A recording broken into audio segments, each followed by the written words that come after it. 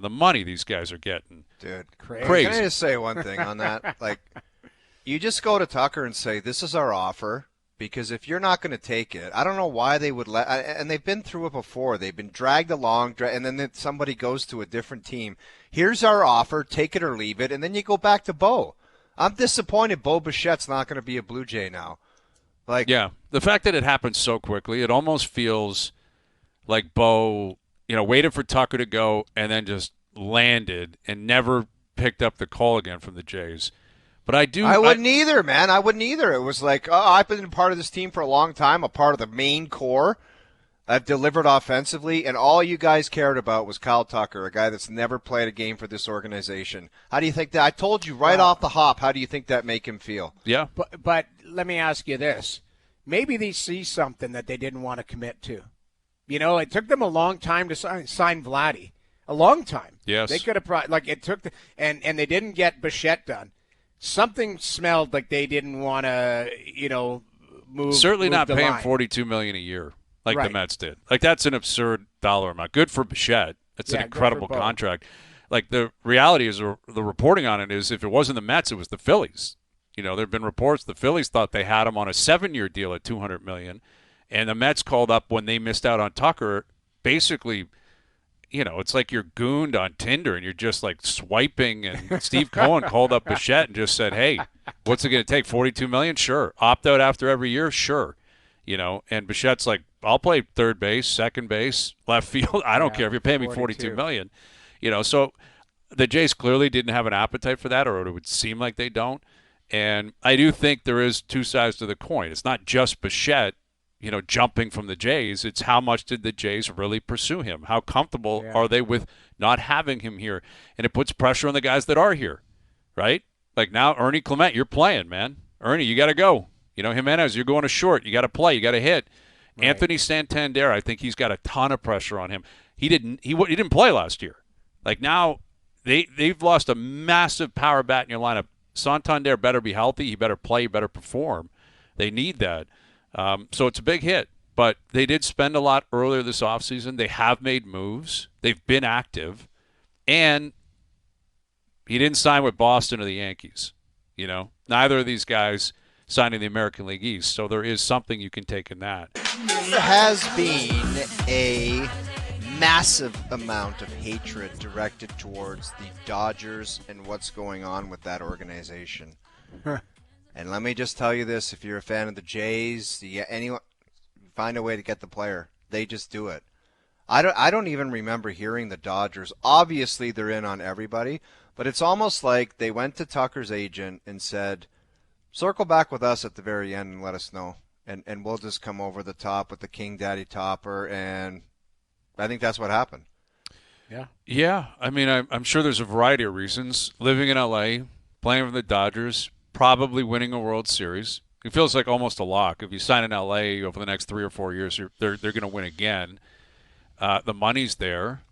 There's a lot of reaction has been, well, this guarantees a lockout and guarantees a salary cap, and possibly, I can't imagine the commissioner loves hearing from owners all over the league saying, really, the Dodgers are paying a guy $60 million? Like, Tucker's a really good player. Yeah, really he shouldn't good. Be making 20. He shouldn't be making more It should money than not Aaron be Judge. based on, relative to every other player in the league, him making $60 million a year is unheard of. Like, the Ohtani deal was crazy. This one is more extreme. This is way more extreme than the Ohtani deal. That was Shohei Ohtani. That was a long-term deal. This is a short-term $60 million a year. It's crazy. It's and then ridiculous. Cohen responded with Bichette the same thing. All right, $42 million.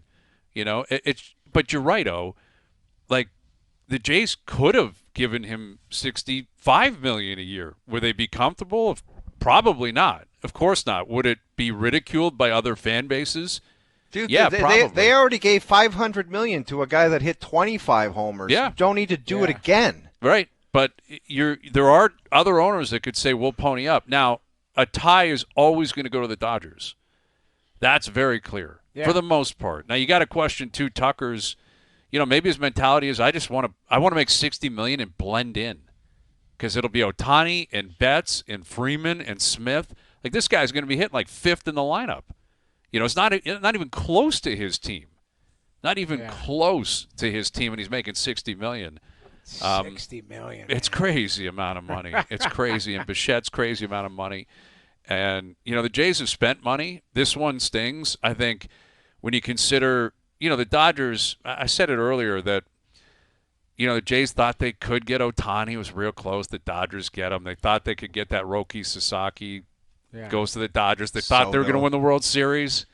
Goes to the Dodgers. Thought they were going to get Tucker. It's like the Jays in particular being bullied by the Dodgers. Soto as well to the Mets. And Soto to the Mets. Yeah, but the Mets, they don't win anything.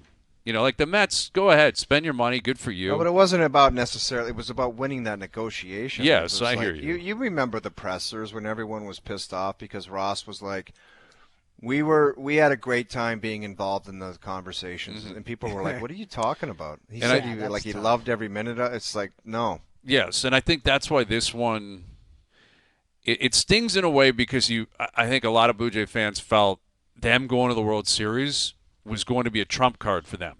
Now Tucker wants to come up here because look how good they are. They're that close, yeah. Yeah, exactly. Where with Soto, you were trying to sell him to come to a team that had never won anything before. Ohtani the same. This was supposed to be like, man, you might be able to get Tucker. And, man, sure, Bichette wants to stay. It's the greatest clubhouse ever created. These guys love each other more than anyone else. And he's left as well. But I think with Bichette, it's a deeper cut because he's been here for so long. Right. Tucker was always somewhat of a fantasy. He's got no history here, hasn't played here. Bichette, there's such a connection. But I think the fact that they played so well last year, and this opens up opportunities for guys who really played well. The fact that he didn't play in September, didn't play in the DS or the CS, and they still performed without him, softens the blow.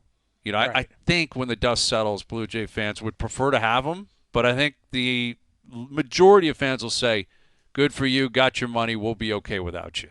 I know, but don't you think Jays fans had it in their head, regardless of how successful or not they thought of the offseason, that it was going to be one or the other? Yeah. There was talk of both. Yes. Yeah, started the true. offseason with reports that they are in on both. And you're right. Like, I still think they've had if I were to grade their offseason, a B, B+. Dylan Cease, Rogers, Okamoto, we'll see what he does as he transitions over to North America and what that bat looks like and how he looks. But they've been active. They spent money. But if you got one of these guys, it's an A+. Like if either of them sign here, it's an A+ offseason. And I don't know if they can reach that limit now, right? Like there's still some guys out there. Bellinger's out there. I don't know if he's a fit. A couple of other bats, a couple of other arms. But we'll see what they do. Maybe there's trades.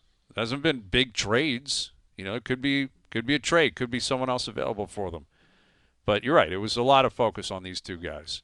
Power bats, keep the party going. Best offense in the American League last year. Now how many what home happens? runs did this guy hit? Didn't he hit 25 home runs? Bichette? Or No, Tucker? Tucker. Yeah, Tucker's not a guy that Yeah. mashes. He doesn't hit like 50 home runs in a year.